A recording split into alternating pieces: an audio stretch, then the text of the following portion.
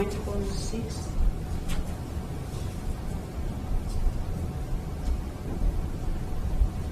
And in this case, we have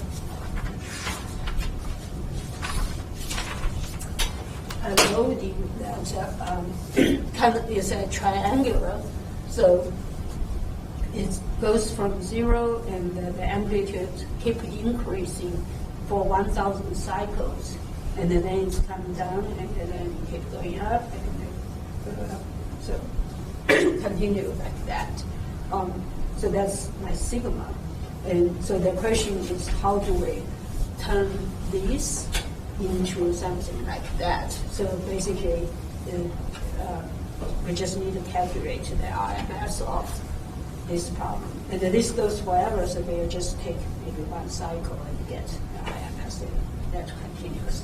Okay. Okay. So in this case, we will take. This is number of cycles. Then in 1,000 cycles. And the sigma max. So the load goes like that. Okay. I know my sigma max is equal to 200 megapascal. My true crack length, initial crack length is 20 millimeter. That's just A0 is millimeter. And my K1C is equal to 100 megapascal.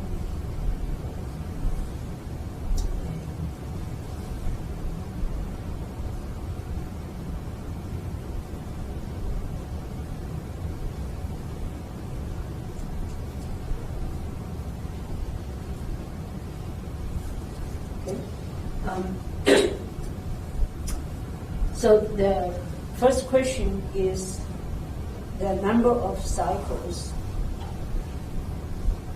to reach crack instability.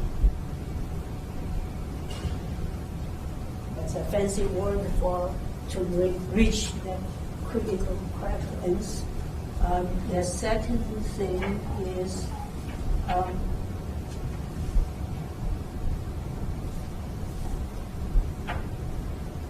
the number of cycles and going to retrieve if the load is constant and of sigma u equal to 0 and the sigma max.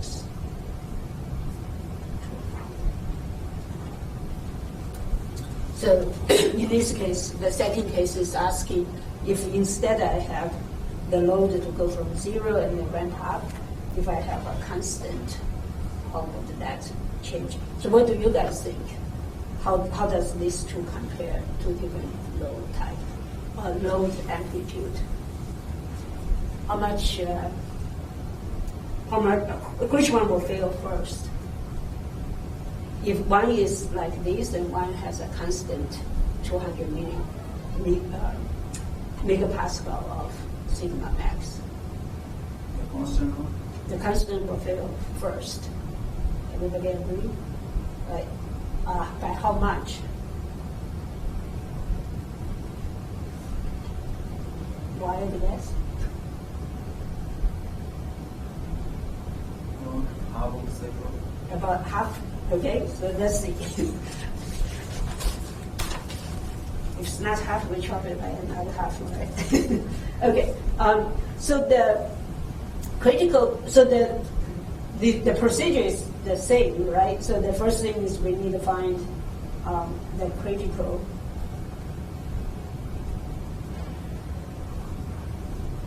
crack.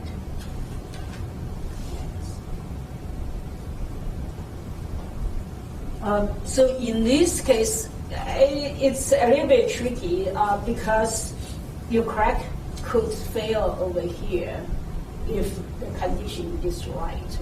Because it just happened that the crack length and the maximum load reach that point and it crack. That we don't know at this point. So it's easy to, it's safe to say that let's take the sigma max over here and then maybe we'll backtrack to see if that is the is really going to break over there. So we will assume cracking at sigma is equal to sigma max. So just keep that in mind. That's an assumption. So in the since we didn't see the thickness and all of that stuff, we just assume my K1. I have an infinite large plate, so my K1 max is that is equal to K1C. So you plug in the numbers, you get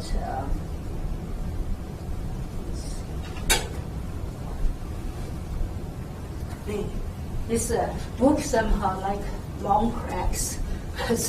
Again, a very long crack for almost 8 centimeter long.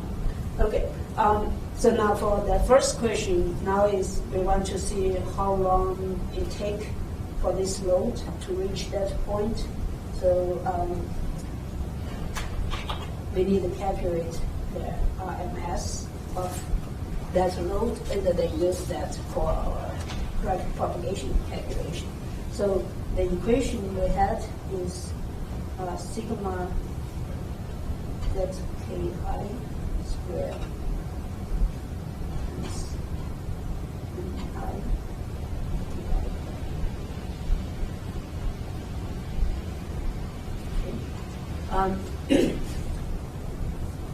so from here I can see this is calculate my delta Ki. So now I can take this and just look at my max. So my max is essentially the envelope here, right? So this is my sigma max.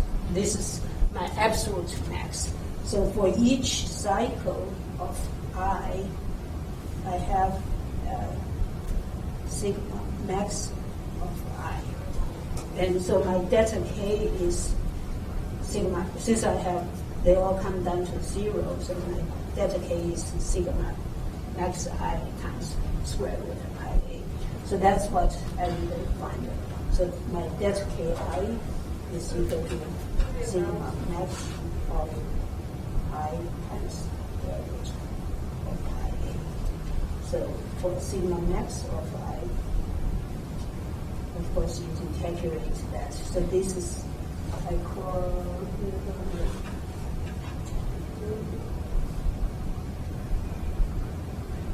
I just call that N, so this is equal to 1,000 cycles.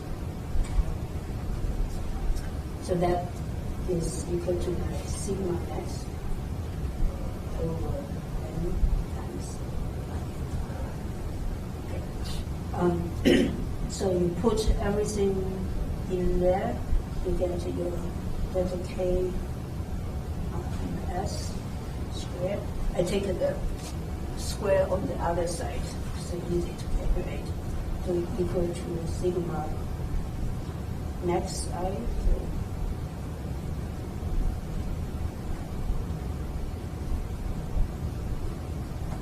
Times N essentially is the same. Divided by sigma N plus 2N. Okay, so that essentially you can do an integration on that. So you cancel those. It's 1 over 1,000.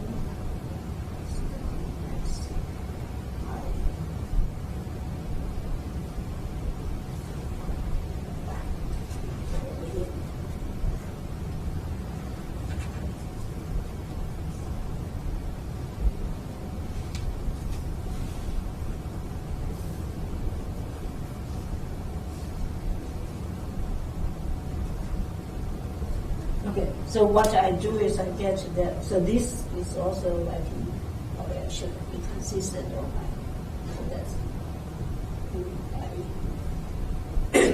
and so my NI is my integration over there. So I can call, if you want to be really mathematically pure, then that is basically is integration over I.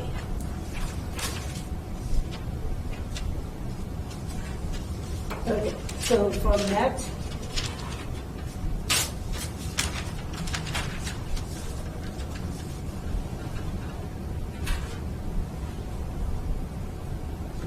so you get that k squared ms, and if you solve for that, you plug everything in there, and you solve for it, you get equal to sigma max squared times pi a times 1/3 of I over n to the power of 3, and I goes from 0 to n.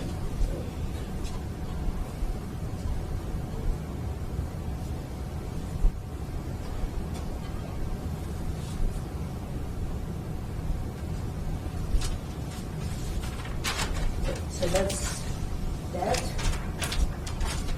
And then, of course, that k ms is equal to take the square root of 1 over square root.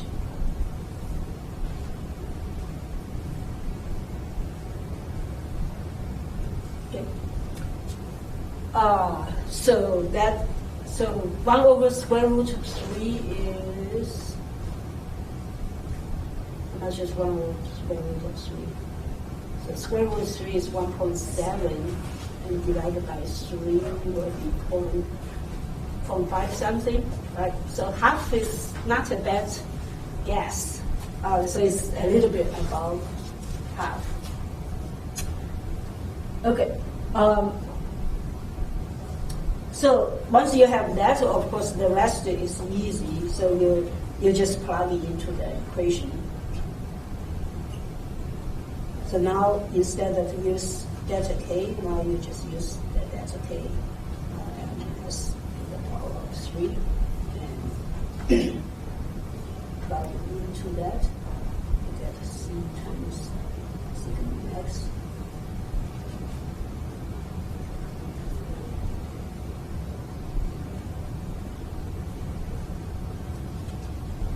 And then you do your integration of the equal to 0 to n.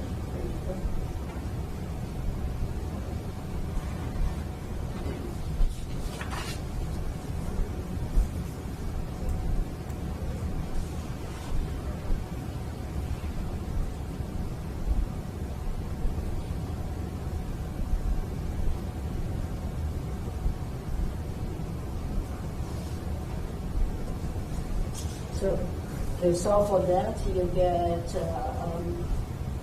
just one more step in case you want to. It's 1/6, 645.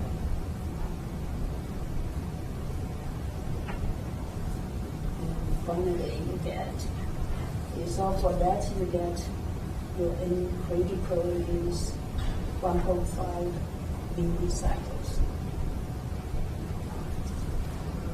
Okay, KRMS. Once you find it, if that's KRMS, the rest is the same. So if you use, so let's see how much. So we know that KRMS is about a little bit over half of what we would have constant amplitude loading. And so say how much does that translate to the fatigue life? So if we have constant amplitude of sigma max, you plug into that, you do the same calculation.